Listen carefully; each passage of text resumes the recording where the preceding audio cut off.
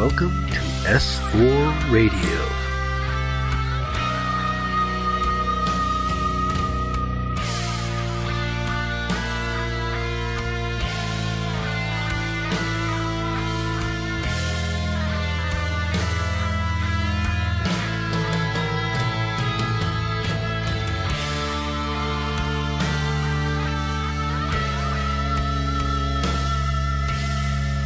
Coming to you live from this side of midnight.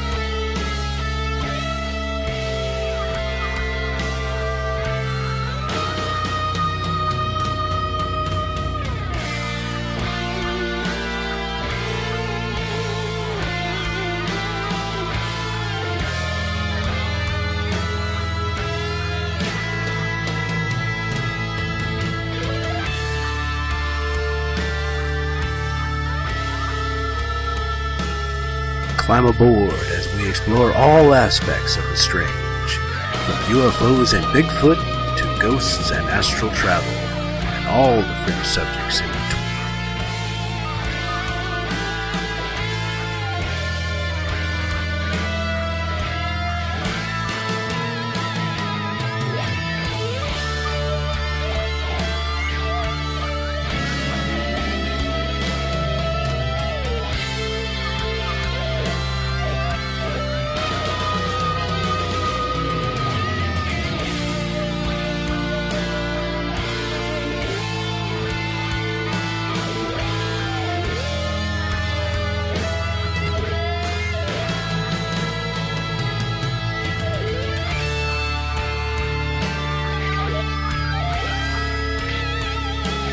You have found the cutting edge of paranormal talk radio with your host, Eric Cooper, and our S4 panel of specialists. Prepare to go to the edge.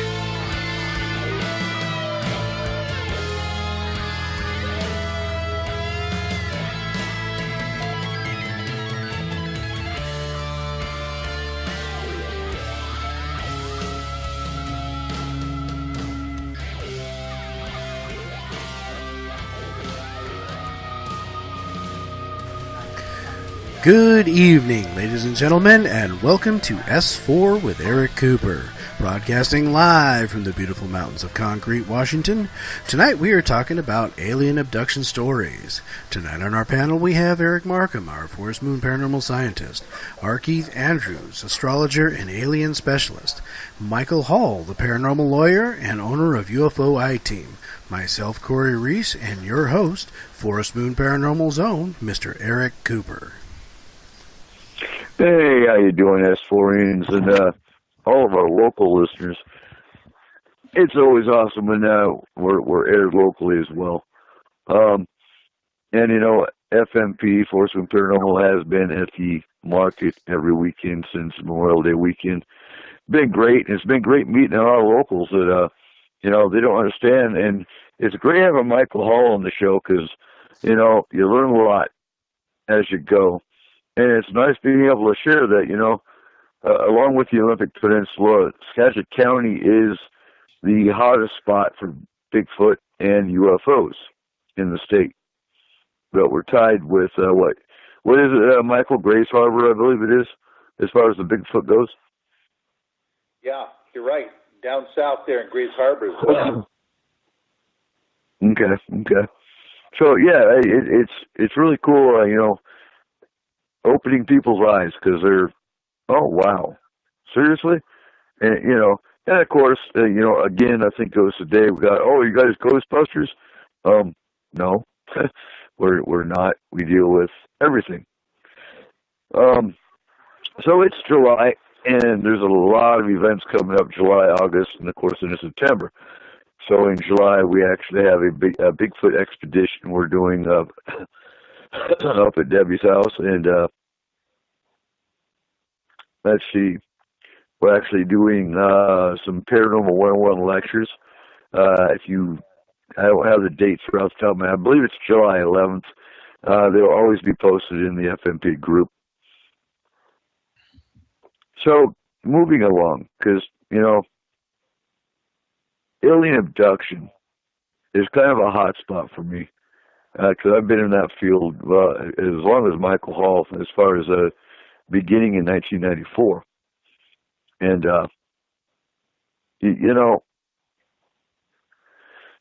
to be honest with you, it's really irritating when people overlook abductees. They do, because they look at, spirits, they look at the haunting side.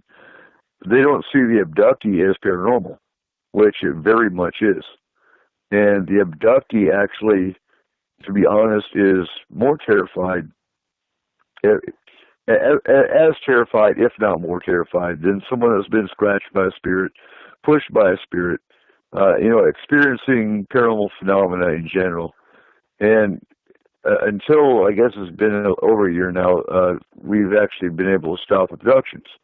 Prior to that, however, and yes, my voice is cracking, but prior to that, I couldn't tell an abductee that we can stop your abduction.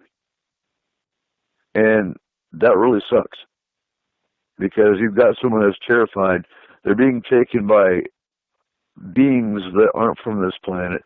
Some of them are interdimensional, and we're learning more every day about different races, what their agendas are, which is kind of the bottom line for tonight's show. Is the first hour we're actually going to talk about some cases with Michael, and the second hour I like to get into, like we always do with abduction shows, what the signs and symptoms are, what you look for that might not be an abduction. So if it's not an abduction, what's going on? Is it medical? Is it psychiatric? Is it something not alien? Because sometimes you have cases that they kind of border. Is it an off-worlder, or is it a spirit, or something else? And these are the things you have to look at and rule out. So, getting straight to the meat of it, Michael, what is probably the most thought-provoking case that you can think of off the top of your head involving an abductee? Well, Eric, thank you for having me on the show to talk about potential alien abductions tonight, because this is a hot topic. It always has been, ever since 1963, when an interracial couple, Barney and Betty Hill, were driving in the mountains up there in New England, New Hampshire, and see this huge craft hovering above the road. And they stop the car. Barney gets out of the car with his binoculars and tries to see what this thing is. And at one point, he later on has actual conscious memory of this, sees beings inside this craft that are staring at him with these large eyes. So back then, that's the very first kind of story that came out in the major news. I believe it was in Look magazine or Life magazine did a story, cover story on that abduction scenario. And ever since that point, people have been coming forth with their own stories.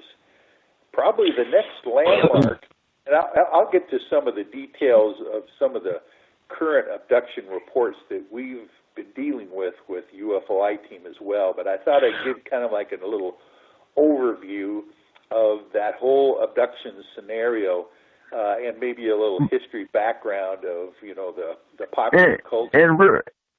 And real quick, Michael, I want to, the most famous case that comes to mind from the 60s would be Betty and Barney Hill. And that one was very unique in that I believe that was probably the first actual case in the, especially in the 60s, where they had hypnotic regression. Yeah. Now, I'm honestly not an advocate for hypnotic regression. That's just my personal thing. I'd much rather have an abductee with conscious recall. And that's basically because you have too many that don't know what they're doing. And there was actually a study done where they had two different study groups. One had all the signs and symptoms of abduction. The other study group had nothing. And they did this experiment, and both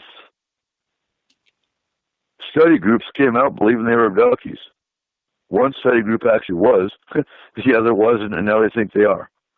You know, you have too many therapists that ask leading questions. And my other problem with it, do you really want to open those doors? You know, we have abductees that commit suicide because they don't want to deal with what they're dealing with. So if you open that conscious mind and make them live what their mind's blocked out, and I've heard the argument that, well, we can heal the mind, but you know what? I'm skeptical on that one. I honestly am, just because do you really want to put the chance of a suicide on that? I don't. So I'm more of an advocate of when we have an abduction case we're working on right now, actually, and I'm more of dream journaling, because your conscious mind will come through with dreams, and that's the best way for your mind to wrap around what's going on than sitting in someone's office and going back and opening that door. Well, there's another danger to it on top of that, and that's the danger of accidental leading. If you've got a hypnotist, a regressionist that doesn't know what they're doing, they can accidentally set it up. Well, and that's what I mean by the leading questions, or you should ask an open-ended question. Not particularly. Well, do you actually see a 4-foot alien? Well, yeah, sure. Now you bring it up. That should be phrased something more along the lines of, well, I'm not quite certain I understand what you're getting at. Can you be a little more specific? Right. So that's where I stand on that. How do you feel about it, Michael? Let's hear your opinion on that. It really is a fine line that obviously. Well, first of all, let's make note of this: is that hypnotic regression and or evidence that would be obtained by hypnosis is not admissible currently in a court of law. So, that is one of the standards of care that you got to watch out for, is that whenever you're going to elicit information done through hypnosis, there is inherent suspicion for that information in the first place. So, but of course, if it's done correctly, matter of fact, Dr. Benjamin Simon was the hypnotherapist that worked with Barney and Betty Hill back in the 60s. He was probably the most eminent physicians at that time who was doing hypnosis, and really had a good reputation in that regard. But he was doing it for therapy purposes for his clients, his patients. And when he regressed Barney and Betty in separate sessions, they weren't there to hear each other's testimony, he was skeptical himself. I don't know if you know the story of that whole thing. Dr. Simon believed that both of them believed what they were saying, but he was still skeptical, even till the end of his career, whether it was true or not. But the two-edged sword goes to the issue of, is it better to let someone who has probably suffered PTSD during an abduction scenario and allow them just to continue on with their life, having to cope with it on their own? Or is it therapeutic to try to get them to get past that PTSD scenario? And obviously, you could do harm again by doing the hypnotherapy, regression if it's not done correctly. So, I myself, if I was ever regressed under hypnosis for potential abduction scenarios, I would want to be totally put under, because I would not want to necessarily know or remember what I was saying during the session until afterwards, if the therapeutic session is fruitful, then I could learn the details. And I suppose there's different ways of doing hypnosis to be able to make sure that that doesn't happen. But it is interesting thing. The best case scenario is with Barney Hill, he actually had some conscious memories of seeing a craft and people in the craft before he was hypnotized as well. So, and many people have the same scenario, but they will end up having potentially missing time, and they don't remember the whole event. And that's when it's possible that maybe the two-edged sword falls down on the side of, well, maybe there could be a therapeutic benefit to finding out what really did happen. Mm-hmm. And, it's funny because back in the 90s and even current, you don't find, I don't think so much today, that seeing the craft is the first sign. Whereas back in the 90s, it always started with, well, I saw a light in the sky, and next thing I remember, there was 2 hours of missing time, but I saw this light moving away. Yeah. Now, there's not always the sight of a craft. I have noticed that difference. You're right, because now many people are reporting these odd screen memories that when looked into in more depth, kind of points to the fact that there could have been missing time or an abduction scenario. A good example would be people reporting that they're driving in the middle of nowhere on a deserted country road in the middle of the night, and they're a little tired, of course, but they want to get to their destination, so they push on farther and farther, and all of a sudden they see a big deer in the middle of the road. It's just sitting there and staring at them for some reason. Now, people will report a deer. People could report a raccoon, an owl, right? Yeah, those kinds of things. And they anything with big eyes.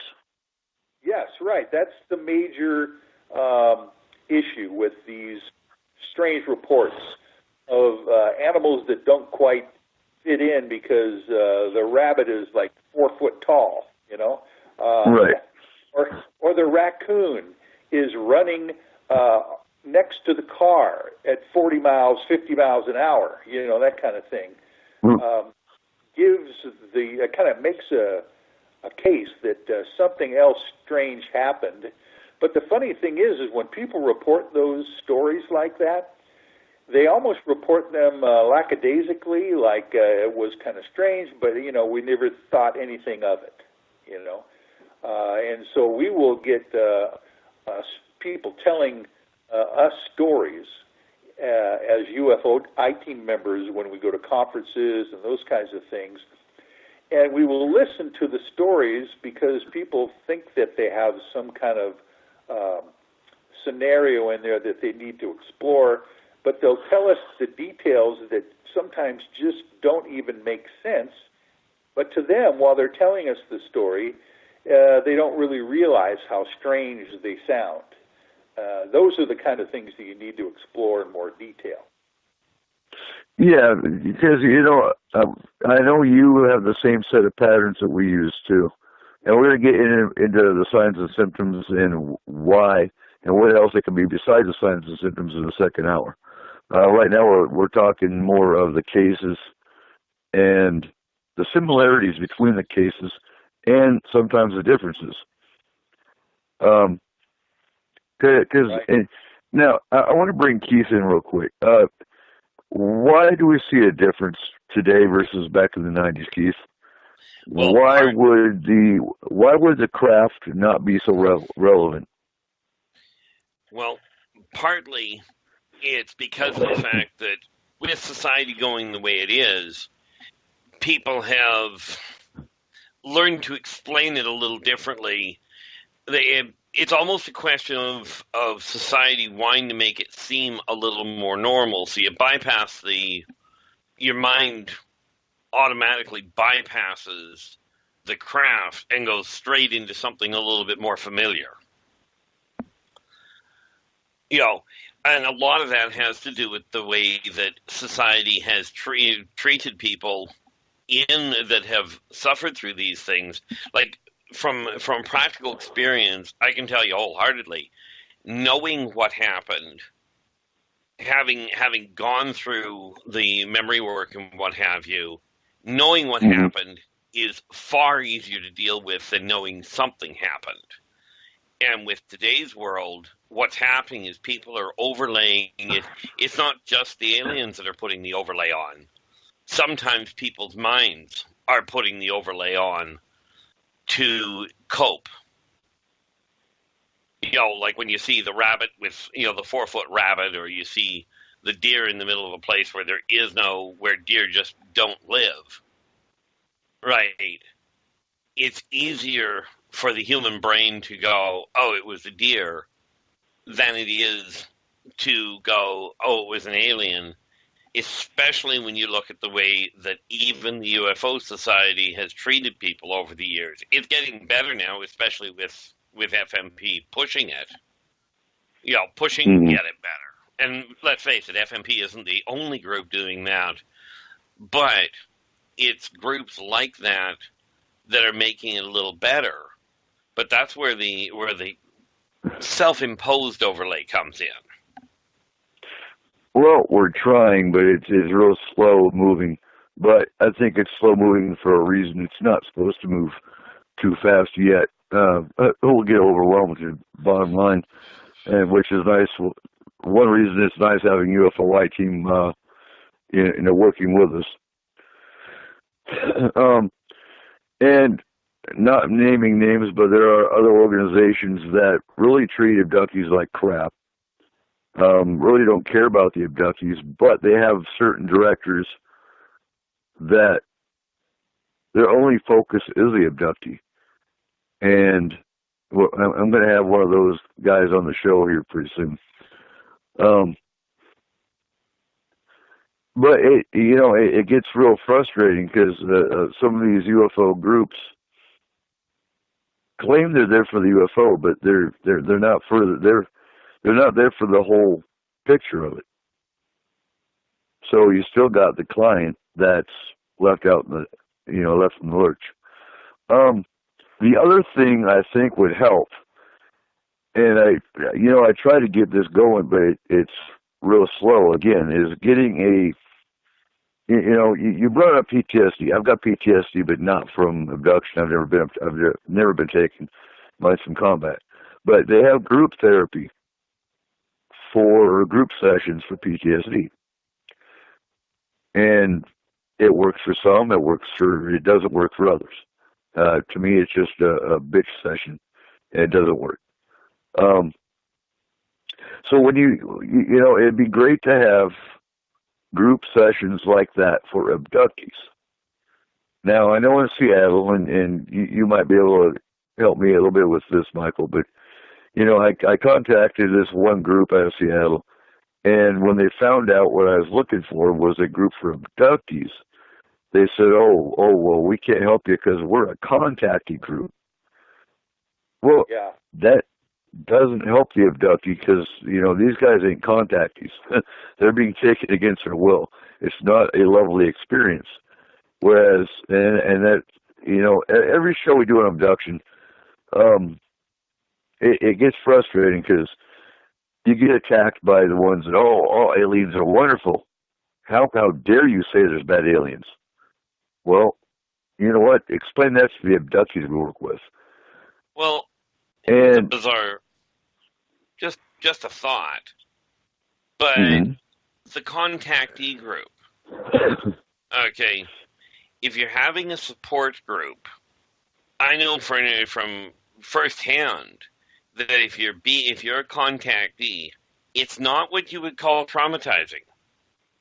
Support is really what you require. That's my point. You find more contactee support groups, which they're not support groups. They're just contactees getting together, comparing notes, basically. But what we need to get going is a support group for abductees. Well, is it not possible to set something like that up through Skype? Well, I've got a good input here for you. One of the best support groups for abductees group in the Seattle area is run by Marcy Clevens. That's Clevens with a K, and you can check out her website on Facebook and Google her name. But they meet on a monthly basis at least at the Good Shepherd Center, and that would be in North Seattle area there. And I've even attended that myself as the founder of the UFO I-Team because Marcy is a good friend of mine. And she does a wonderful job. She is a family therapist herself and really has a wonderful, it's almost, well, it's not quite, but I really love that television show, People of Earth, which is based around a support group of abductees. And those guys get together and, of course, have lots of problems and comedy stories to talk about. But Marcy's group really takes it seriously. Now, real quick, Joe, because Joe's got an excellent question and one that you always have to consider. But how dangerous or disruptive would it be to have an abductee group with people in it that were not actually abductees, but were just people looking for attention? Now, you have to, you have to take that in two ways, because you do have that risk. You have that risk in the paranormal field in general. We deal with it all the time. But you also, I've heard of other, support groups that have started where the government actually infiltrated them. And so you do have those risks. And that's the risk you do take. And, to be honest with you, attention seekers they're not that hard to weed through. Then you kind of do an assessment of them once you understand that they're only there for attention. And usually that's an underlying psychiatric condition. Francie, our FMP therapist, actually has a list for the team that we have of different psychiatric conditions that can be a hindrance to the work we do. And the attention seeker is one of them. So if we do encounter the attention seeker in general, we generally send that person to Francie. She does a little more, in-depth questioning and tries to get that person the help they need. Now, does it work all the time? No, you can take a horse to water, but you can't make them drink. You can't, so it just takes a lot of work. It does. It does. and you know, then we get haters because we didn't help them. Well, you're an attention seeker. We told you what you need to do. You didn't listen. Sorry about that. Carry on. That's the best you can do. You know, you can't help everybody. I thought you could for a while, but you really can't, because you do have psychiatric conditions that do tend to get in the way. So then you have the other ones, you know, like I said, the government infiltrators. And, you know, I can't remember, who's the therapist that actually sold Bigelow his personal files? It was John something. Do you remember that, Michael? What was it, John Mack? Yeah, yeah. Of course, he's deceased now, but it would have been. Oh wow. He would have been one of the major. He was a Harvard psychiatrist actually, and a professor, who was probably one of the main researchers in this abduction area. Matter of fact, he was the one who went down to Zimbabwe and interviewed all the children at the aerial school who claimed that they had witnessed a UFO land in their off to the side of their playground, and then were contacted by the alien entities from the craft, and some of them claimed that they had missing time and all that kind of stuff. But Dr. John Mack took that very seriously. He interviewed, I think, probably over 60 children, grade school children, and came up with the same story, even though he had them draw pictures of what they saw and interviewed them separately, and they all came up with very consistent stories.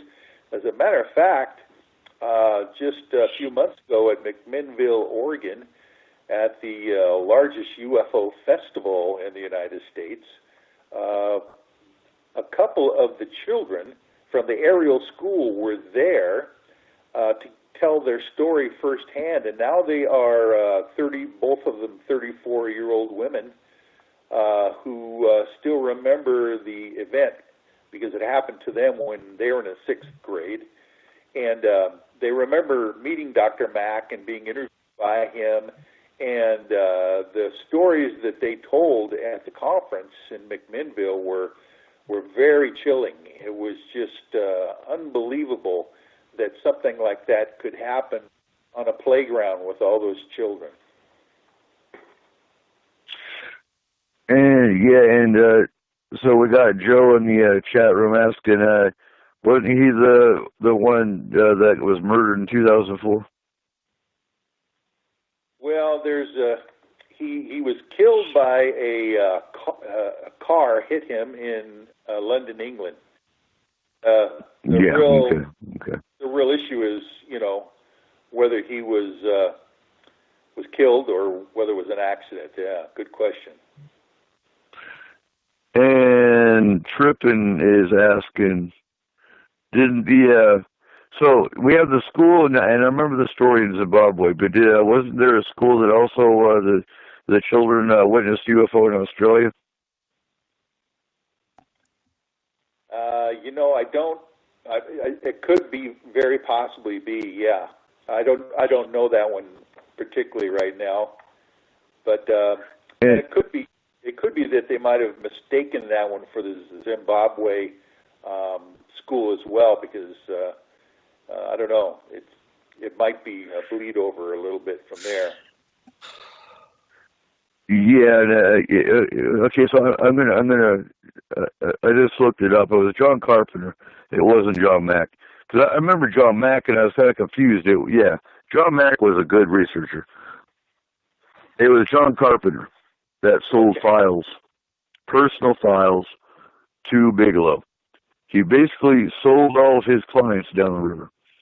And, you know, I can't get on board with that by any means. You know, you're breaking client trust. You're destroying the field by doing that. and then you're going to make, future abductees not want to talk to you because, well, where's the confidentiality? Right. Yeah, that's very important. Okay, so I just looked up to answer the question on John Mack's death. It was Monday, September 27th, 2004. It was after a lecture that he had done at T.E. Lawrence Society. It was killed by a drunken driver that was heading west on Totteridge Lane at about 11:25 p.m. Very good, Corey. Thank you for that. Certainly. Okay. So, moving along, what's the most, and obviously confidentiality is of utmost importance, but what's the most recent abduction case that you've encountered, Michael? Well, we have a couple, at least, members of the UFO I team who have their own abduction stories. I won't tell you their names right now just because they like to tell their own story, but I can give you some details of what they have told us during our sessions and meetings. And I'll pick two of them. One of them is a woman who was driving in Idaho, probably north central Idaho. I believe she said around Mountain Home, Idaho. Which isn't there a military base there, Coop? I believe it's a National Guard base. Ah, okay. Yeah, I knew there was some kind of military installation in that area. And she and her sister were driving in their car. They were on vacation, and they decided that they wanted to drive most of the night to get to their next destination. So they were driving through the rural part at night on two-lane road, when all of a sudden, way up ahead of them, they see this very bright star that looks very unusual. Oh, real quick, Michael. Correction, it's an Air Force base. Oh, okay, great. Yeah, I knew there was something there because they mentioned that they were going by this military installation at one point during their... I don't know that this sighting happened close to that, but I do know that they were around the Mountain Home area at one point. This large, bright star is appearing up high in the sky initially, but as they drove on, this star became a huge bright light that seemed to be hovering, maybe 25 degrees off the horizon in front of them on the road. And as they get closer and closer, this thing just comes down and gets very close to the surface of the road and is so bright that they actually end up having to stop their car in the middle of the highway and try to figure out, is this a helicopter landing on the road? Is this some kind of an emergency situation that they need to deal with? But they don't hear any sound. It's totally silent. But this intense light is actually, they're feeling some heat coming through their windshield of this thing. At one point, they get so terrified, they decide to turn the car around in the middle of the road and start heading back to where they came from. But this object, this light, ends up following them down the road. And at one point, in the story, they say that the thing just disappeared, and then they ended up going back to where they came from and staying with some relatives or friends that they knew rather than going on with their trip. But when we all sat around and asked them questions about their experience, it became very apparent that they did not realize how and when this bright light left. All of a sudden, they just remember it was not there any longer. So just recently, we do have a certified hypnotherapist in our group, and so the hypnotherapist put her under a deep relaxed state to try to find out the details. And this was just last week, by the way, so they have reported that she has now said that they actually stopped the car and got out of the car and were looking at this bright light that was hovering above them with no sound. And at one point, the member of our I-team, the woman, says that she finds herself inside of some kind of a craft and laying on a table. And that's as far as they've gotten so far, because it's very difficult to do all of the details in one session. But that is probably one of the more recent abduction stories that we've uncovered in our own group. And it's interesting because the description of that craft is the same thing that happened to me. As far as the star that I saw twinkling, that I blinked a flashlight at it and it shot down. This is in Germany back in 1997, and it shot down to about airline height. It hovered there for about 10 minutes. I didn't lose any minutes. I've got no missing time or nothing. Like I said, I know for a fact I've never been taken. They don't want me. They wouldn't know what to do with me. But it hovered there for about 10 minutes and then shot back up to the original point. But that was my second UFO sighting. Well, so that seems to be. Say again? By the way, I got to point out that that is what they call a CE5. If you haven't heard of that term yet, Dr. J. Allen Hynek coined the terms, close encounters of the first, third, second, third, fourth kind. But calling down a craft. Yes, it's called human-initiated contact with an alien craft or whatever. Matter of fact, Dr. Richard Haynes, who is one of the scientific consultants for the UFO I-team, is an ex-NASA scientist, human factors division head for NASA for many, many years, has written the book on CE5s. Matter of fact, if you just look up that title on Amazon, CE-5, Close Encounters of the Fifth Kind, he has a whole history of human-initiated contact with alien entities or craft.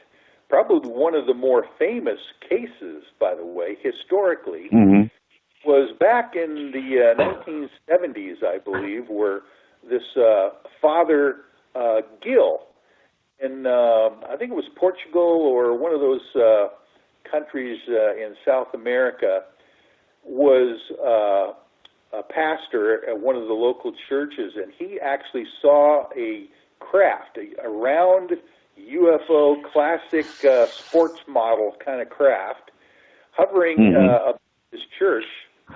And he and some of his parishioners went outside and began waving their hands over their heads. And supposedly the story is that these entities come out of the craft and stand around a railing on the edge of the lip of the craft and wave back at them. So talk about human-initiated contact, that's one of them. But of course, it could also be like you did, flashing a light and getting a response. And it's curious because I can't remember exactly if that was my dog response as well. because I had so many different experiences in Germany in that same area. And what's interesting is this happened in Bad Windsheim, Germany, which is only about 30 clicks from Nuremberg. And as you recall, Nuremberg was the famous UFO battle that happened. That's actually in artistry, in drawings of what they call the Nuremberg invasion. Oh, you're right. That's a historic. What is it? I think it's a woodcut, I believe, of that.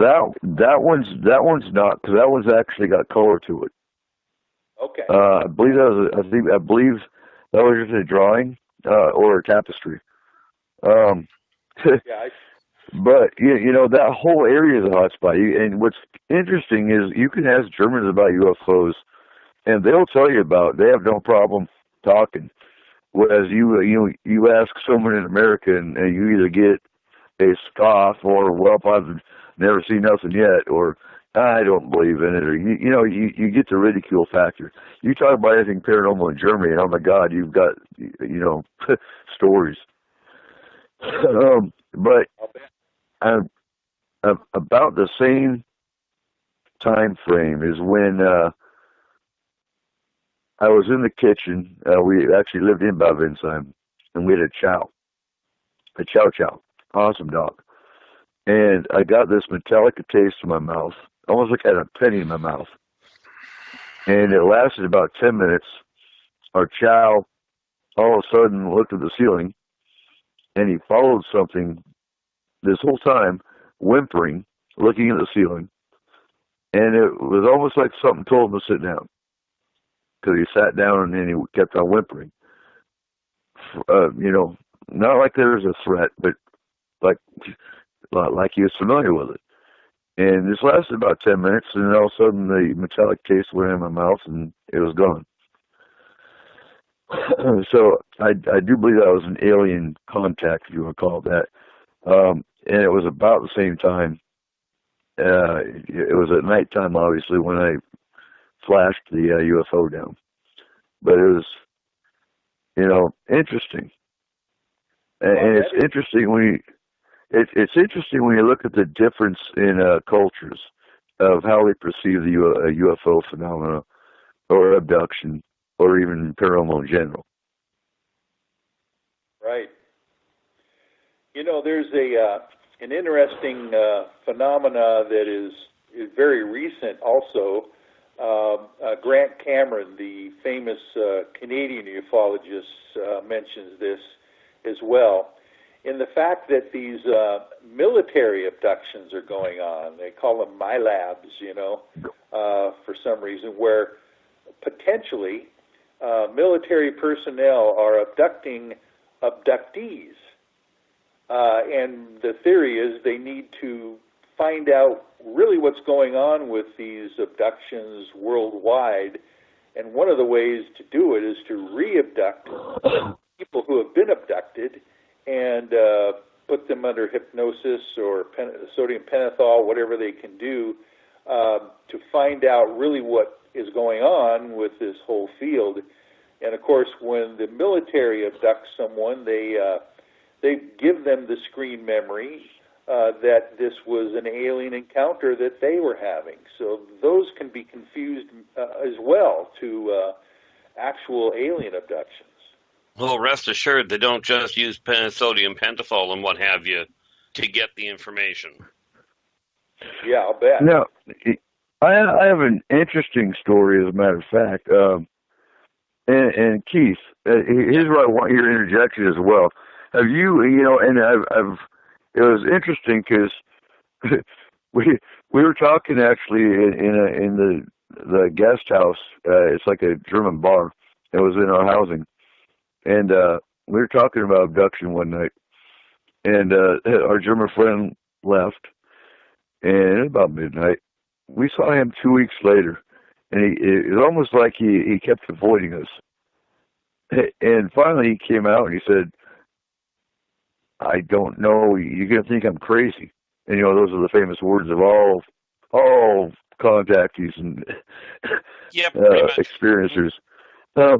And I said, well, what happened? He goes, as soon as I left the guest house, I walked down the street. I was walking, home on the sidewalk. And this always struck me odd because I've read about this being in alien race books. But he described this race as like that of the Michelin Man. And y'all remember the commercial with the Michelin Man? It looks like a big marshmallow thing. And I actually read about that. There was an encounter of the Michelin Man before. Have you ever heard of this race, Keith? Well, it's not technically a race. I mean, don't get me wrong, it is. But the Michelin Man is, quite frankly, a protective suit, which is why you end up with the odd appearance. Right, and that makes sense. And that makes sense. Anyway, it's just like I believe the Greys today, or the Greys back in the 90s even, were using a biological suit versus their actual form. Were they not? Yes, they were, because they had to get they had to get adapted or adjusted to not only the atmosphere itself, but the process of abduction without actually being, shall we say, intercepted in the first place. Mm-hmm. Because people are, it's a lot easier dealing with the Michelin Man, as it were, than it is dealing with the appearance of a full-blown alien. So, which race is he? Go ahead, Michael. Okay, I was just going to point out that Keith has an interesting point there, where he says the Michelin Man kind of outfit there is a protective suit. There is another famous abduction story that might be along those same lines in the appearance of the beings that were abducting. It was the Pascagoula, Mississippi case. Hickson and Parker were fishing on the Pascagoula River at night, and they said that this large craft comes down and hovers over the river right at the dock where they were fishing from, and these entities come out of the craft that they're almost dressed like mummies, but kind of like you would maybe even call it a Michelin Man, and they didn't have hands. They had kind of pointy noses and pointy things coming out of where the ears would have been, and strange slits for eyes, and they floated. So I just thought of that off the top of my head, that our Keith might be right in the fact that they have protective gear that really kind of masks what they really look like in that regard. Mm-hmm. Yeah, and Joe brings up, so what happened to the guy in Germany? Well, he stopped drinking. He sobered up real quick. After he saw the Michelin Man, he ran. He was never abducted, to my knowledge. But yeah, it woke him up that yes, there are aliens. Yes, they do exist in Germany. And he never had a drink after that, which is highly rare for Germans. They love their beer. But yeah, and like I said, there's a lot of experiences and stories I've never talked about, as far as, because of the individual I was with at the time. And I'll share one last interesting encounter that I do hold credence to, based on the terminology that these beings were using. And they were actually, it was almost like three different personalities that came through the person that was with me. And they said they were alien.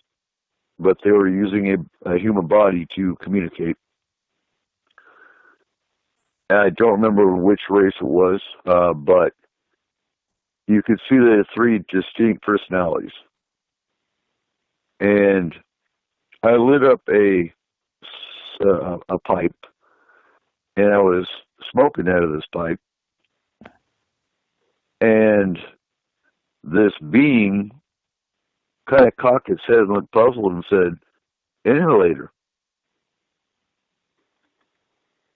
And that struck me odd because humans don't use that term for a tobacco pipe.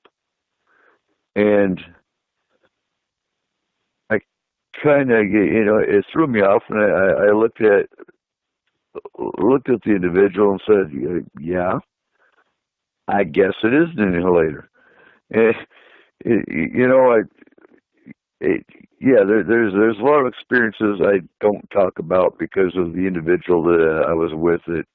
There's things that have happened in my life that, unless I actually witnessed them myself, I don't hold a lot of credence to them. But that one I kind of do, just based on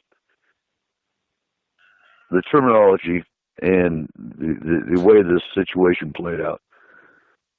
And we're getting close to the top of the hour. That was a fast hour, I gotta say. So before Corey takes us in a break, we are going to go into the signs and symptoms again, because our listenership has actually grown to where we have a lot of new folks that are listening. And being on the Fringe FM, we're getting new listeners as well. So with S4, we actually have a panel of very experienced individuals that have been in this field for a long time, which is kind of why UFO and abduction is one of the key points of S4. We do talk, general paranormal every once in a while, from a scientific level with Markham, which hopefully Markham's on the second hour with us tonight. Have you heard from him yet, Corey? No, not yet. In fact, I figured once we went into commercial break, I would kind of check in with him and see how things are going. I know he's at work this evening, and he's had a little bit of trouble with some of the equipment there, so he's running a bit behind. He wasn't sure if he'd make it or not. I was hoping he would. I'm still hoping he will. Okay, well, and that's fine, because if he doesn't make it tonight, we are going to be talking signs and symptoms, and we're kind of going to go into, so the rest of the panel has an idea of what to think about. What, if not abduction, can it be? For example, most abductees will wake up with nosebleeds. What else can cause a nosebleed if it's not abduction? Well, dry air, high blood pressure, things like that. That's kind of where we're going with it. Right. We need to get off into that break. Yep. Yeah. Go ahead and take us to the break. Okay. Hey, when we come back from break, we'll continue talking about alien abduction stories, also in signs and symptoms of things of abduction. Tonight on our panel, we have Eric Markham, hopefully on the second hour, who is our FMP scientist, R. Keith Andrews, astrologer and alien specialist, Michael Hall, the paranormal lawyer and owner of UFO I-Team, myself, Corey Reese, and Eric Cooper of Forest Moon Paranormal. Join us every Saturday night at midnight Pacific Standard Time. You can find us on Spreaker.com and thefringe.fm. And for your local listeners, you can catch our shows on KSVU 90.1 on your FM dial on Saturdays from 10 p.m. to midnight. Please go to thefringe.fm and check out the show lineup with shows like Lighting the Void with Joe Roop and a plethora of other good shows. Ladies and gentlemen, we will be right back. This is Joe Roop from Lighting the Void, and you're listening to KTOK Digital Broadcasting Station, The Fringe FM. Hi, folks. CBD is the home run hitter for health right now. Why, you ask? Because of what it does for the body. Unfortunately, I can't tell you all about the benefit. There's reasons. Do your due diligence and log on to ancientlifeoil.com. That's ancientlifeoil.com. Ancient Life Oil uses organic ingredients and is blended in coconut oil for some of the best benefits. Legal in 50 states and non-psychoactive. Log on to ancientlifeoil.com. That's ancientlifeoil.com. Select Joe Roop at checkout at ancientlifeoil.com. This is Rev Dan Lopez from Spiritual Warrior Today Radio, and you're listening to KTLK, The Fringe FM.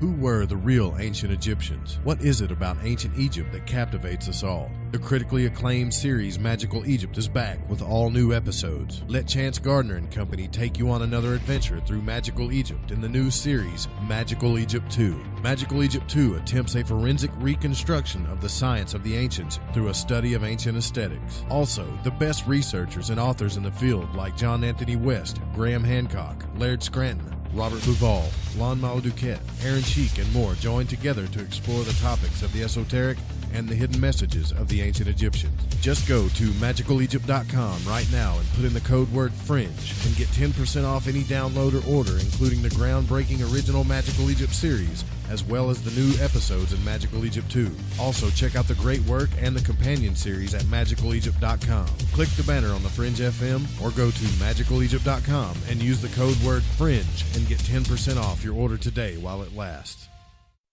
You asked for it. We listened.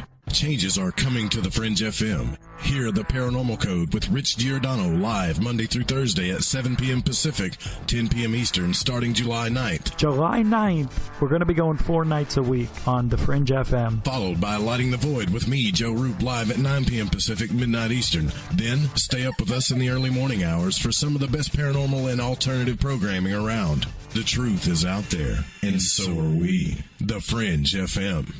Ew, yuck. They're unhealthy. Bugs. I hate bugs. Our home is clean, but occasionally bugs show up. Well, I found something that is tougher than bugs. Orange Guard. From contact, it kills bugs. Plus, Orange Guard kills hidden bugs and keeps new bugs away for weeks. The ingredients in Orange Guard are on the FDA generally regarded as safe list, so Orange Guard may be used around food, humans, and pets. It comes with a 30-day money-back guarantee. Orange Guard. Available at orangeguard.com and Ace Hardware. Are you intrigued by Paranormal Talk Radio? You'll love the new Paranormal Radio app from TalkStream Live.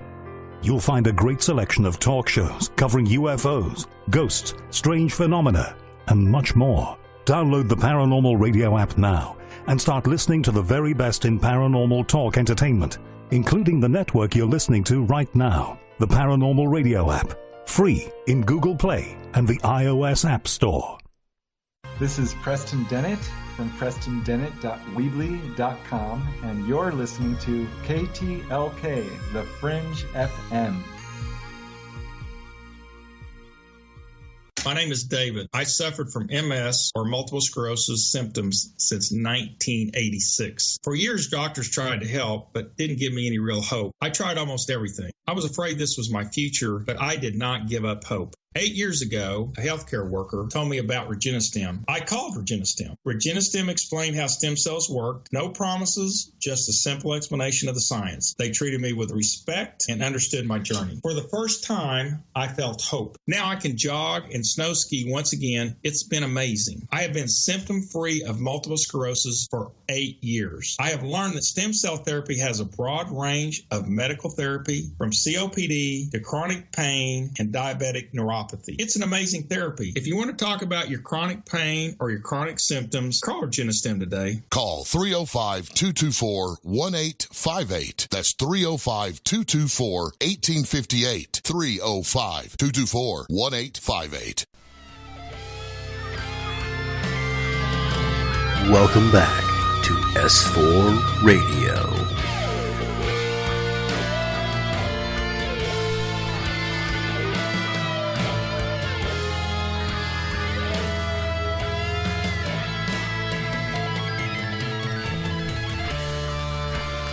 Welcome back, everyone. For those of you just joining us tonight, we are talking about alien abduction stories. On our panel, we have, hopefully, Eric Markham, R. Keith Andrews, and Michael Hall.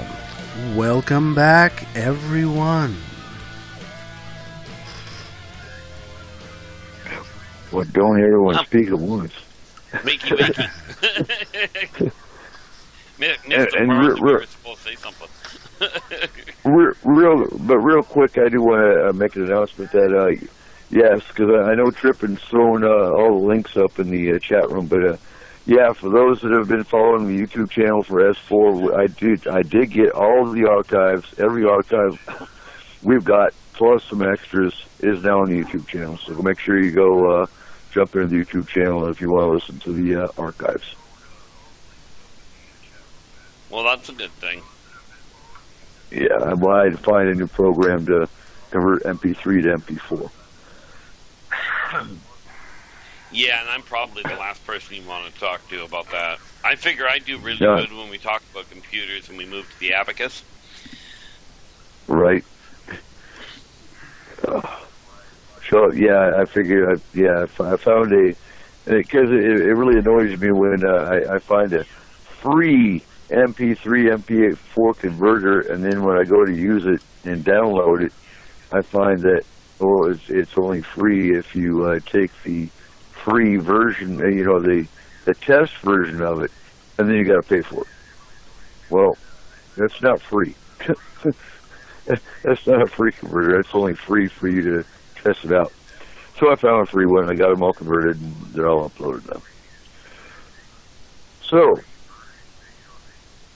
getting to signs and symptoms of abduction, and as we said earlier in the show, yes, generally speaking, but not always, the first sign is your witness saw a UFO or a light in the sky, and it moved towards them, it caught their attention, and then all of a sudden, the next memory they have is the light in the sky is moving away, and they have like 2 to 3 hours of missing time. Would you agree with that, Michael?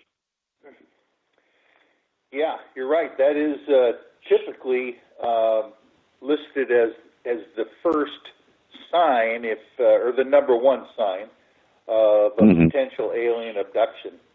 And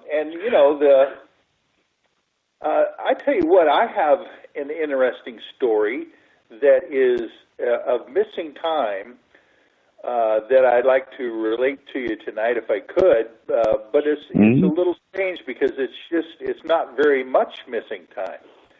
But it is documented, at least in my mind, it's something that was very unusual. I was driving over the North Cascades Highway, going fishing eastern Washington one weekend. And I go over, I don't know if you know about Washington Pass. It's one of the passes way north there. And there's a giant, at the top of the pass, there's a giant kind of like snow bank that comes down to the road. So I decided to pull over to the side of the road and take some photographs of this beautiful view looking down the mountain from the top of the pass there. And I get back in my car and I decide to just continue on and go fishing. Had a great weekend and came back to my home and went to my office the next day. And I noticed that my office clock was 10 minutes fast. And I thought that was weird. Because that clock has been the same clock at my law office has been there forever, and it's pretty accurate because that's what I use. A lawyer keeps track of every 6 minutes of the time that they spend for a client, so it's got to be very accurate. So anyway, I noticed it was 10 minutes fast compared to my watch that I had on. I didn't think much of it. I just turned the clock back to the 10 minutes that I had on my watch. But when I went to my car to go home, I noticed that the clock in my car was the same as the one on my watch, the digital clock. And but the guy on the radio was telling me it was 10 minutes fast. It was 10 minutes ahead, right? So I'm trying to figure out what, this is crazy. So I decided I was really going to get down to the details. So I do carry with me my my glucose meter wherever I go because I'm a diabetic guy, and so I take my blood sugar levels periodically. And I looked at my glucose meter, which also has a digital clock in it, and it's always very accurate. And it was 10 minutes slow. So I'm starting to realize here that for some reason I lost 10 minutes of time on my wristwatch, on my car clock, and on my glucose meter, which was very unexplainable. And I often get the feeling from abductees out there that even though you might have only missed 10 minutes, 20 minutes of time, when you're dealing with the idea that time is relative and can be controlled or changed, even, maybe 10 minutes is not that far off of an indication of an abduction as well. Yeah, and you do hear the occasional 10 to 20 minute missing time, but usually, and I don't know if you found it as well, but usually it's 2 hours. Yeah, that's about the average. I agree with you there.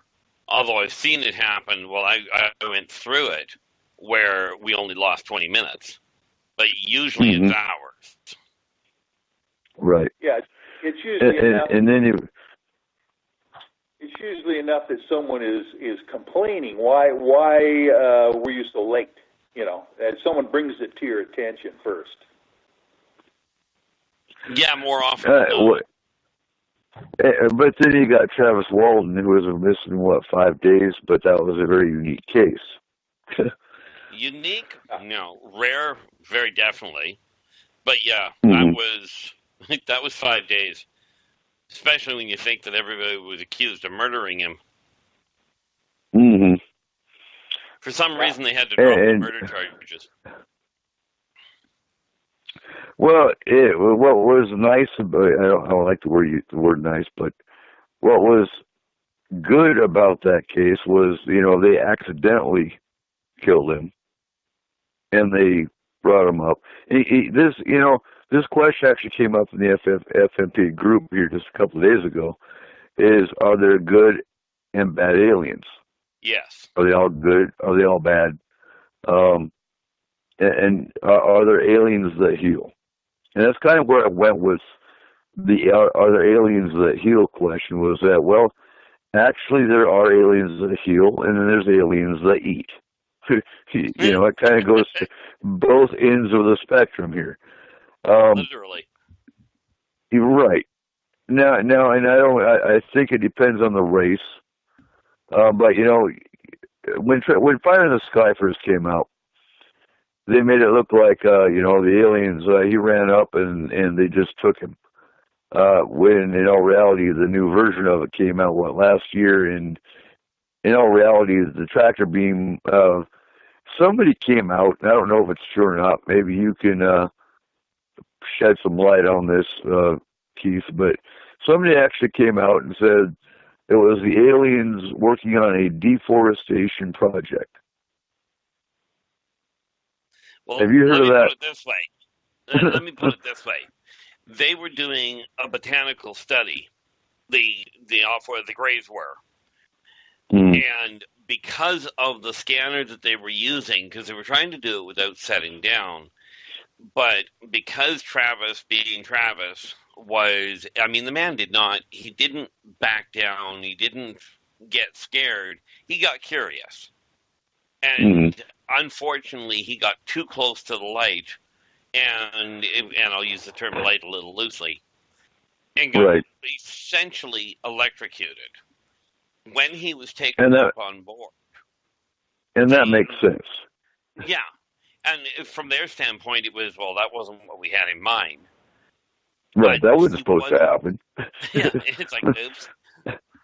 They actually had, it's actually a good thing the Nords were on board at the same time, because when they brought him up, they had to put him back together. They didn't have a lot to work with as far as how to restart a newly dead body. They just didn't bother doing so most of the time. But to say the least, Travis was not in a good mood when he woke up, and it took the Nords to calm him down. But a lot of that 5 days missing was trying to stabilize his system enough that they could get in, that they could put him back. Right. Now, and you hear two different stories as far as the healing part. You hear some that, they get taken and they had cancer, for example, and now they don't. And doctors are baffled because, the cancer cells are gone. The cancers, it's like they never had cancer to begin with. And, whether it's conscious recall or whether it was hypnotherapy, it comes out that the aliens heal them. Then you hear the cases where people are taken and they actually come back damaged. They come back with cancer, or they come back with a rare disease. Have you heard those stories, Michael? Oh, yes, I have. Matter of fact, there is a unique theory out there. When Dr. Roger Lear was actually operating on alien abductees who said that they had some kind of recollection of being abducted, and they're taking the implants out of their bodies. One of the theories of those implants is that it might be not just necessarily a tracking device, but it could be a biological monitoring device that gives these aliens potentially the ability to track the person's health and their bodily systems, with the theory that these certain people, abductees, and maybe lines of abductees in a family situation, are valuable enough to these alien races that they need to make sure that they survive for a period of time so they could continue on with their monitoring or experimentation of this human DNA line or whatever.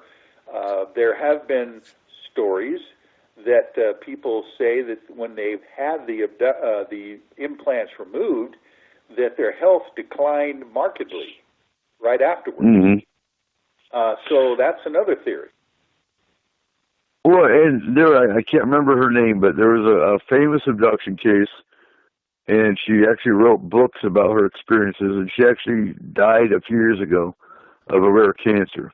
You probably remember her name more than I will. Do you remember which one I'm talking about? I do, and gosh, she was a famous lecturer as well. Catherine? I know Daryl Sims, who has talked about that case when I've spoken with him personally at the Quinault Beach UFO conference down there. And he says that he doesn't believe that her case was involved with alien abductions or was even a governmental kind of situation to quiet her for what she was saying. He believed that she just contracted cancer somehow, and it was a fast-acting cancer, and they couldn't save her from it. And gosh, I will remember her name in a moment, I'm sure. So, pulling you in, Keith. Why? I know. I'm sure it has to do with race. Her name is Carla. Sorry about that, but her name is Carla Turner. Carla Turner. Yeah, Carla Turner. As soon as I said Carla, I remembered. Yep. And yeah, she has, I believe it's called Into the Fringe. Could be. Yeah. She was I believe that's. I believe that's actually the name of one of her books, is Into the Fringe. Now, Keith, why do we see such a drastic change as far as some abductees getting damaged and some getting healed? Does it have to do with the purpose of the particular abductee, along with the race that's taking him? Well, you're not going to like this one much, but as far as the being healed goes, first of all, the implants themselves are a biomagnetic relay.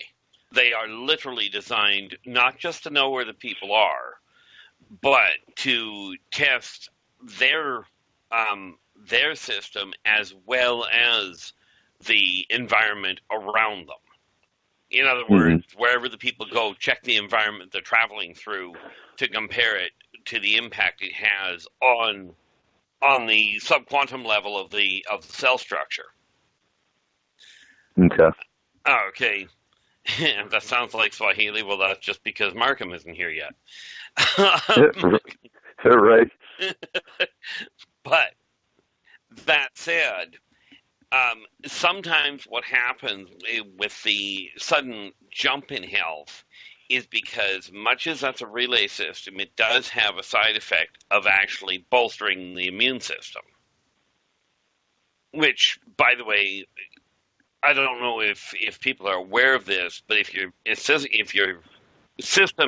health gets bolstered by an artificial means, the moment you pull that out, if that means has been part of your system for long enough, the moment you remove that system, that boost, your body's going to go into a crash. Net result, health collapses. The ones that are suffering from the health decline while the implant is in there, frankly, is not very, for the most part, it's not aliens that are doing it. And don't get me wrong, I'm not saying the implants aren't real. I'm just saying they aren't from an off-world source. More from government then. Yep. And let's face it, it doesn't matter what government we're talking about. They've been known to, shall we say, not do things in the most upfront fashion. And that makes sense, actually. So, talking about abductions, I was kind of, my mind was kind of triggered into this theory involving Agent Orange. And I know you and I talked about it, Keith. I believe, Michael and I talked about it as well. But, Agent Orange is a genetically altering pesticide, chemical, that the government formed, that they used in Vietnam. And it actually affects the family members or the children of Vietnam veterans involving various diseases involving genetic manipulation. Now, my theory with this is seeing if there's a correlation between alien abductees and those affected by Agent Orange, because of the fact that so many aliens are all about researching and studying genetics with abductees. Now, I want to hear your thoughts on that. Well, number one, I would love to see the concrete data on it. I can tell you from a practical standpoint on my part, you can bet your bottom dollar there's a correlation between them for a lot of reasons. And it won't just be, the grades that are doing it. There are a lot of races that will take a look at that kind of a genetic impact. To find out just exactly what mankind is actually doing to itself, because that's part of the socioeconomic evolution of a society. This is something that happens in just about every civilization as they evolve. I'm not sure how this qualifies as evolution, but what the heck. But well, no, and we know it's the government that created Agent Orange. We know that. Because so many just love to jump on aliens, causing destruction and killing the human race and whatnot. And yes, they are causing trauma, and they are causing damage to abductees. That's without a doubt. Oh yeah, but I'll even agree with you on that one. But with some of this, although you got to look at it, and I'm not taking away from the abductee at all, but you got to look at the human side of it. That humans do the same thing to animals. They track animals, they study their behavior, they study their biology, and in some cases, albeit it is traumatic and devastating in many cases, but that's what they're doing. They're tracking your genetics, they're tracking manipulations, and our own government's the one that's doing this. And that's why the alien, it attracts the alien, certain races' interest. Well, yeah. And like you said, it's certainly not taking away and not belittling any abductee's trauma. Any way you want to look at it, the trauma is extreme. Mm-hmm.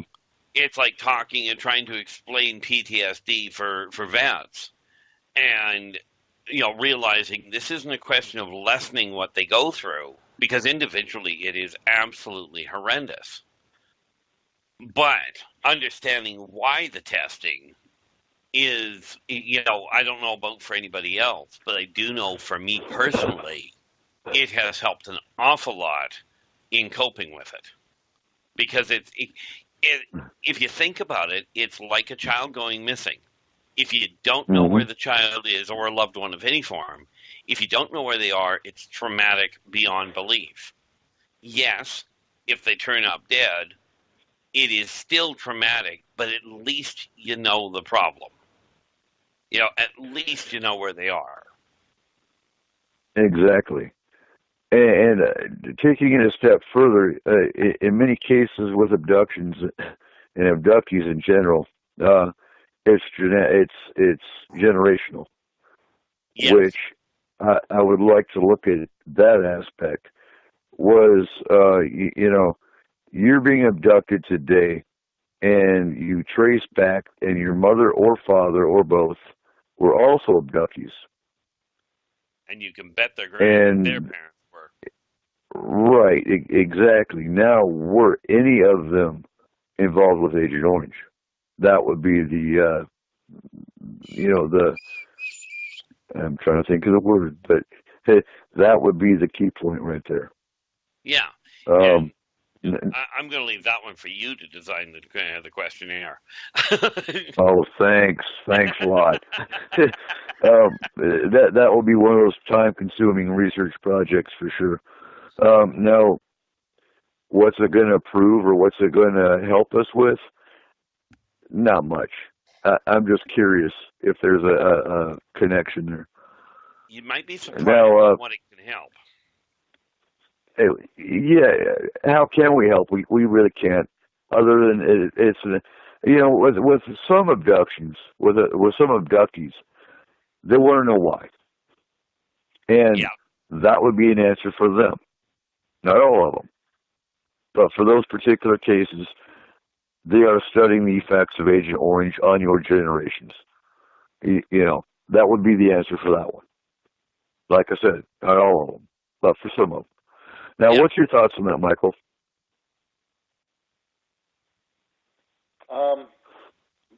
I was just looking at the long list here of alien abduction symptoms, and I didn't quite hear the question. So if you want to tell me again, I'll try to answer it. No, well, you and I talked about it last week, actually, about the connection of Agent Orange and veterans involved with abduction. Yeah. That I don't know what kind of connection it could be, but it is interesting that potentially those kinds of it might even be, that veterans or people that have served in theaters of war are very interesting to the races that are abducting them for some reason, and they might even be studying the effects of the Agent Orange. I mean, maybe that is one of the issues that is involved. Mm-hmm. So, shifting gears here, and I know you were looking up the signs and symptoms of abduction. So we've already covered the UFO sighting with missing time. That is a key factor. And probably your number one. Your number two would be waking up with, and this is where it gets tricky, but waking up with unexplained bruising, unexplained scoop marks, which I want to hit that real quick, because scoop marks, and you showed us your scoop mark, Michael, just the other night when you were up here, Monday night actually. But a scoop mark, for listeners that have never heard that term, because it's not a common term unless you've been in this field for a while. But it's kind of like someone took a real tiny spoon and made like a divot, like like a hole in your leg or your arm. That's your most common spot, the calf. Right. And that's what they call a scoop mark. It's like someone just scooped some skin out and made a hole or a valley. Now, how do you explain that in mundane terms? Well, the bruising, do you have a partner that you sleep with that, kicks you in your sleep, or are you anemic? Do you bruise easy? Things of that nature is what we look at. Again, with the, go ahead. I want to jump in here for just a second. Two things. Firstly, it doesn't look like we're going to be able to get Markham in here this evening, unfortunately. It looks like work has just kind of overwhelmed him a bit this evening, so we unfortunately will not have his scientific wisdom with us this evening. And secondly, Joe had asked a question in there. He says that he was gathering up a bunch of his medical records. He ended up with discs of x-rays and MRIs. He said, what should I look for if I was looking for an implant on the x-rays? Okay. With x-rays. And this is where it gets kind of tricky, because I know Dr. Lear was great and phenomenal at removing implants. Like, and you got evidence, you got proof right there that they do exist. And, even Jesse Ventura, with the conspiracy theories show that he did, they actually studied implants. And they showed, on their show that some of these implants actually emit a radio signal. So what do you look for with an X-ray? You're going to look for a cylindrical object. It also depends on which race is taking you. Depends on which implant you've got. The most common, used to be one of the more common spots, and Keith can help me with this one as well. Used to be the nasal cavity, which is where the nosebleeds at night came from. Yeah. And behind the earlobe was another spot. Also in the legs, the arms, I believe in the toes. Yeah, and tucked right against the Achilles tendon. Right. And what's, even on the TV show, when they actually showed an implant being taken out, it was almost like it was alive. It was a living organism that was trying to get away from their tweezers when they were trying to remove it. That's because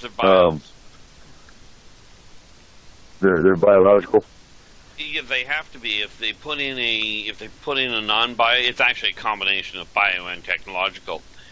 But the reality is, if they don't have the biofield around it, then the recipient, their body will attack it wholeheartedly,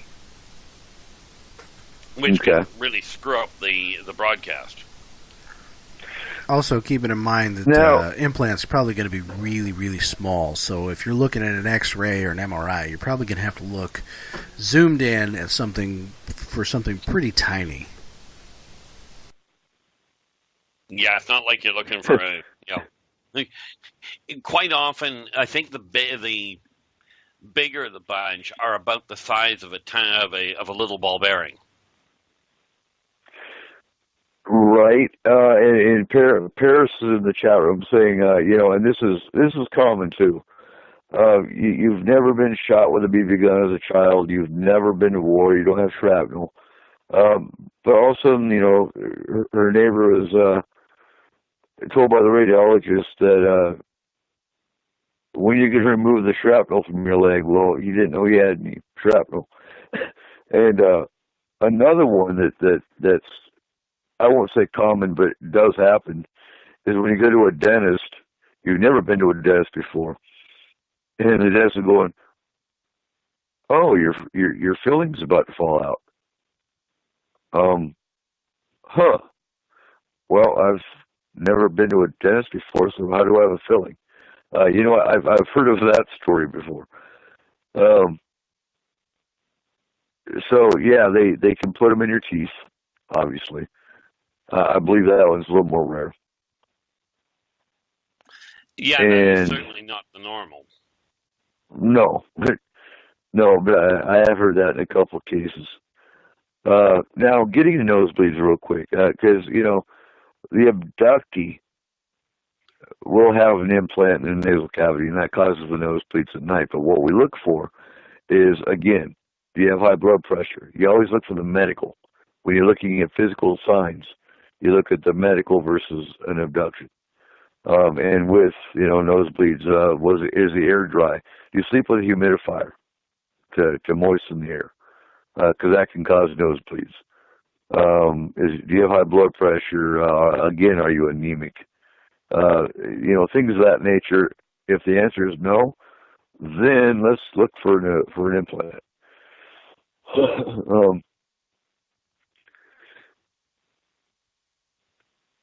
And getting to the, we talked about it earlier, but as a child, were you ever scared of deer or owls, doctor's lights, things of that nature? Those are kind of subliminal, but screen masked memories of abduction. Whereas you don't remember ever being on a craft, but subconsciously you remember the lights. Then you've got, deer and owls, those are also screen masked, screen memories. They can't hide the eyes, they have large eyes. And, you know what, I'm going to talk about 3 different cases that are somewhat famous in their own right. But I remember hearing about one case where a whole family was abducted in their car. And they're taken right off the freeway. When they're put back, they're actually put back wrong, and they were driving the wrong side, of the freeway. The aliens realized their mistakes, so they re-abducted them and corrected it. Then you've got the case where the guy, a college student, was taken. He managed to regain physical control. He punched an alien in the face, and they returned him, and he found himself in his university campus lawn, butt-ass naked. He wasn't drunk. Cooper. Yeah. I just want to interrupt for a second. It looks like we're actually going to be able to get mark him in. So give me just a minute, and I will go ahead and get him on in with the rest of us. And anyways, continue on. And he's got 20 minutes. Great. 20 minutes is better than none.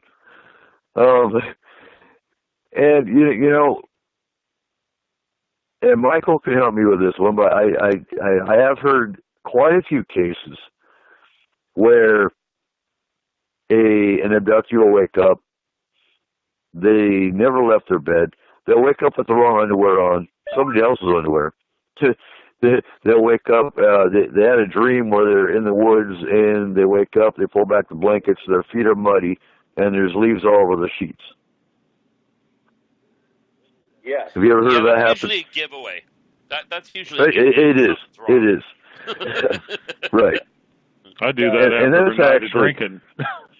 Well, that's actually a more common. It's actually more common than not. That's the first thing you and yeah. And welcome back, Mark. We missed you tonight. Oh man, I'd have much rather been here than what I was going through. I'll tell you. Now, the other big sign is dreams. I always look at dreams. Dreams are the easiest way around a screen memory. Oh, yeah, because they'll bypass everything that makes sense. Exactly. And, that goes back to the Great Hybrid program, which isn't so common today. I don't know if they've stopped the Great Hybrid program or if you just don't hear about it so much. You just don't hear about it so much. They've perfected it. They've done a lot more in the perfection side of it. Oh, and Joe says in the chat room, he woke up one morning and he's wearing Markham's shirt. What does that mean? I want my shirt back, man. I'd make sure. If Joe Monk ever could fit one of my shirts on, I wouldn't need it back because all the seams would be ripped out of it. So, Trippet's got a good question. It's one that needs to be addressed, but why would there be muddy feet and leaves? Sounds like sleepwalking. Generally speaking, and somebody can correct me if I'm wrong here, but if you sleepwalk, you don't find yourself back in bed. Usually, somebody wakes you up, or you wake up while you're out walking around. Well, usually, although it does happen, and I know of cases where people have gone for a walk around the block and returned totally asleep. I think a lot of it depends on the cause of the sleepwalking. Like people that are on, Lunesta or Ambien, which are sleep aids, have been known to get up, go to the store, buy a bag of chips or something, come home, put their stuff on the table, and go climb back into bed, and never realize, you never realize that they were out of bed. But that's a rare thing. Yeah, very. Right. When I was a kid, I knew of another person. I won't say any names. Also a kid that would get up, sleepwalk, go out, do whatever in the living room, anywhere else, and then come back and get in bed. So it can happen. It's just it's a little rare, but because most of them do usually if they're sleepwalking, they usually get up, they get out somewhere, so they either wake up where they're at, somebody catches them, brings them back to bed, or awakes them where they are, which can be kind of dangerous, but it happens. Mm-hmm.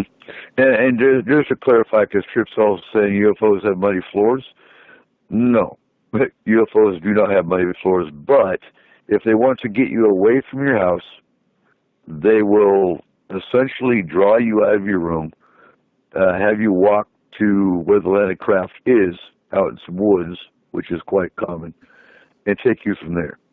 Yeah. And when they return you, is when you find you have muddy feet. No. I've never heard of an alien craft having muddy floors. Damn neat freaks. Right?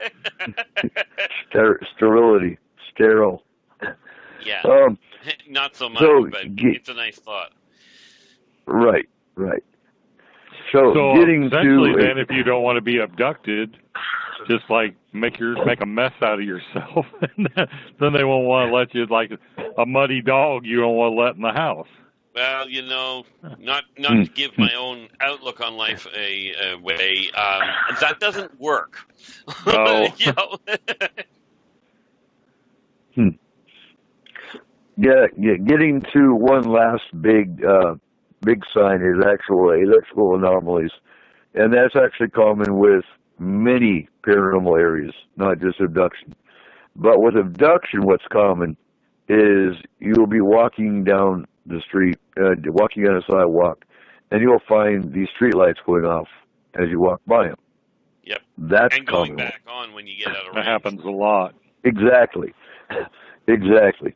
Well, when we first did this show on abduction, Markham, you were freaking out because I think you hit 22 out of 52 signs. And that was about 2 years ago. Well, one of the things that's happening to me here lately, and I mean, it's kind of weird, is I'm having dreams that have large, and I don't mean like human size, but, foot-long praying mantises in them.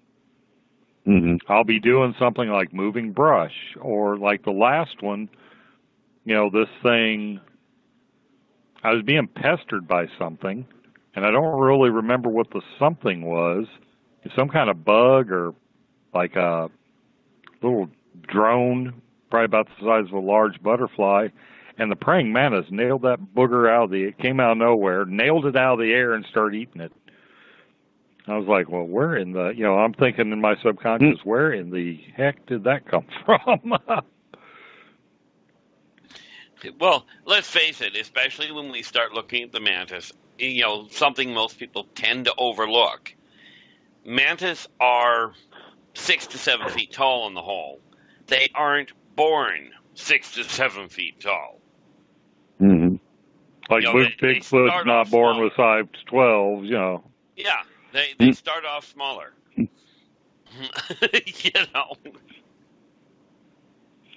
Yeah. And the praying mantis, and you can correct me if I'm wrong too, Keith, is also a sign that the reptilians are nearby. Well, that's what people keep telling me, but the funny part about it is the praying mantis is more likely to be seen around the mantoids. And I would think so, but I know it was a reptilian that I encountered in Atlanta, and that was the only time I've ever seen a praying mantis. Normal sized, obviously, they were small, normal creatures. But that was the only time I've ever encountered a praying mantis. And, wait a minute. You're referring to just the normal sized, like Terran praying mantis being around reptiles. Yes. Okay, Yes. My misunderstanding. Yes, with the little ones, the answer is yes. The oversized, not so much. Right. Yeah, that was, I stepped out of my apartment and I had about 10 praying mantises around my feet, and kind of freaked me out because I've never seen a wild praying mantis in my life. And that was when I was attacked and, had the shrill dog whistle sound in my head and whatnot. Yeah, they usually don't conglomerate around each other because they're all predators. I mean, that's why the female bites the male's head off during breeding, because otherwise, the fear, the instinctive fear of the male keeps him from copulating sufficiently with, the apex predator in their little world. Exactly. And, I didn't know I was being attacked until, about 10 minutes later. But I just know I stepped out of my apartment and there were 10 of them gathered on my feet. And when you've never seen one in the wild before, it's like, where did they come from? What are they doing? And why are they here? And Trippin's in the chat room. He's happy. He wanted to understand a little more about how abductions happen. They don't always come to your house. They don't always beam you through your window or come into your room through your walls and take you away that way. Sometimes, like we said, they'll lead you or make you feel drawn to leave your house on your own and take you that way. You know, and again, I think it depends on the race, and I believe it depends on the purpose of the specific abductee. It also depends on the skill of the abductor. Okay, and that makes sense too. And wow, we're actually getting down to the last 8 minutes of the show. That's your fault. You're supposed to be controlling time flow. My time warp machine is broken tonight. We've all been abducted tonight. Yeah, I left my flux capacitor in the car, so sorry. So as we're wrapping up here, you know, we have Paranormal 101 class this month. It is actually. Well, it's a S4 with Eric Cooper. When about 10 minutes before the show's over, we lose Cooper. Yep. I'm getting back here in a second, and we'll start over where you left off. Well, I see the announcement you made at the beginning of the show didn't have a bearing on Cooper. No, not at all. Of course not. All right, and I was actually amazed because I just looked at my phone, and I was off for 2 hours and 6 minutes or so. Like, damn, my phone's working tonight, but no, of course not. Jinx yourself. Oh, that's what it is. Oh man, I thought, geez, I don't have hardly anything to calibrate tonight. This is going to be great. Then it's like, I looked again, it's like, okay, that's expired, this needs calibrated. And then the machine took a dump on, the kind where I had to actually call tech support. That's like, I'm a guy, I don't call tech support. But we got it going. You know, Mark, that makes me sound really bad because I call tech support whenever I run into a problem. I don't care whether it's computer or auto. Well, usually, the thing with this is there was a piece that was out of alignment, and if I was looking at it from the normal point of view, it looked like it was lined up. I actually had to lean over, kind of get at a weird angle, and it's like, oh well, no wonder it's crashing. The damn thing's been all out of shape. But it's gone. As we're wrapping up, I do want to make an announcement real quick too. We're getting a new sound. We're getting a new voice, and we have the top of the hour commercial section, and we're looking for commercials. If you have a business and you want to sponsor S4 Enforcement Paranormal, we do have sponsorship packages, and by all means, we can promote your business right here on S4. Yeah, we can do a 30-second or 1 minute spot, whichever one you choose, for a certain price. So, get a hold of us. Just get a hold of us through Enforcement Paranormal, or through S4. Or you could just announce how much you charge. You're putting the charge out over the air while you got everybody's ears on. Well, we have a whole packet made up, because we have different categories of sponsorship. I believe the lowest one's like $20 a month. And it goes up depending on how much sponsorship, and how many perks you want, basically, through the show. What do we got going on next week, Corey? Have you looked? Have you looked at the schedule? Yeah. Next week is our 2-year anniversary. It is. I'm glad you said that. Yes, S4 is 2 years old. Can you believe it? Nice. Our little show. Be temperamental and have a temper tantrum now and then. Right. Our little show has grown to 2 years, and going strong and actually getting stronger, and it's great. Love it. So we are going to have, and Markham is going to be here. Yep, I booked my flight today. It's paid for. Excellent. And barring catastrophe or whatever, I'll be in I will be I'll be leaving here on the 11th, and actually I'll be arriving there about 6:30 in the afternoon on Wednesday the 11th. We'll have our Corey and Donna's hand fasting that weekend, and then we're going to go Bigfoot observing that the following week. We are, but you're not leaving till the 11th, so it means you won't be here for the 8th. So I don't think we're having the. I think we changed it. Oh, you changed it? I think okay, so. That's Friday. Okay, next Sunday is the 8th, the 2 year. Okay. No. I think we moved the 15th to. You know what? Let's do a roundtable next week and do our anniversary on the 15th.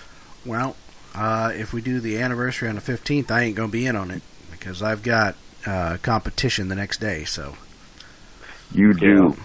That's probably why Never we mind. moved it. All right, folks. The 8th is our 2-year anniversary show. We'll just keep it. That is fine. Yeah. So. Yeah. I So think on that note, we wouldn't want to have to leave Corey out of the 2-year anniversary since he runs the board. Exactly. Makes it exactly. All right. So on that note, folks, keep your eyes to the skies. If you're local, make sure you're hitting the Upriver Farmers Market. That is where the Home of Forestman Paranormal's booth is, and always will be. And that's where the cool people shop. It is. Yeah. As well. In fact, we're the only place in Washington State that has boiled peanuts now. And if you're Southern, you know what I'm talking about. Because they don't have boiled peanuts anywhere else. Unless you go to Walmart and get a can of them. Canned. Yeah. And they're soggy and yeah. Anyway, Corey, take us home. Well, I think first before we take off on that, I would like to have our panelists basically tell us where we can find each of them. We'll start with our Keith. Where can we find you out on the beautiful net? Easiest way to find me is to find my YouTube channel, R. Keith Andrews. And on it, you'll find the list of everything else. Awesome. Michael, where can we find you and UFO I-Team? Yeah, the UFO I-Team and myself are both on Facebook. And you just go UFO I-Team with a lowercase I. Okay. And then, Eric, now that you are part owner of the Fringe FM, which has been very gracious to S4, would you let us know how to find everything there? Oh boy, I wish I could. Just go look up the thefringefm.com and you'll see our logo and you can navigate around the page there. We're still making improvements to the site and hopefully we'll have everything set up. And you can find us on Facebook under the Fringe FM. And if for some reason we're down and that's not working, you can find us through Joe Roop's Lighting the Void. And both of those places are on Facebook. Awesome. All right. Well, with that note, I would like to thank our panel tonight, Eric Markham, our Forest Moon paranormal scientist. We're glad he was able to make it there for the last part. It's always nice to have him on. Our Keith Andrews, astrologer and alien specialist, and Michael Hall, the paranormal lawyer and owner of UFO I-Team. Join us next Saturday at midnight Pacific Standard Time as we have our 2-year S4 anniversary. It's going to be an awesome time. You can find us on Spreaker.com, thefringe.fm, and KSVU 90.1 for our local listeners. I would like to thank all of our listeners because without you, there is no S4. Good night, and remember, keep your eyes to the skies.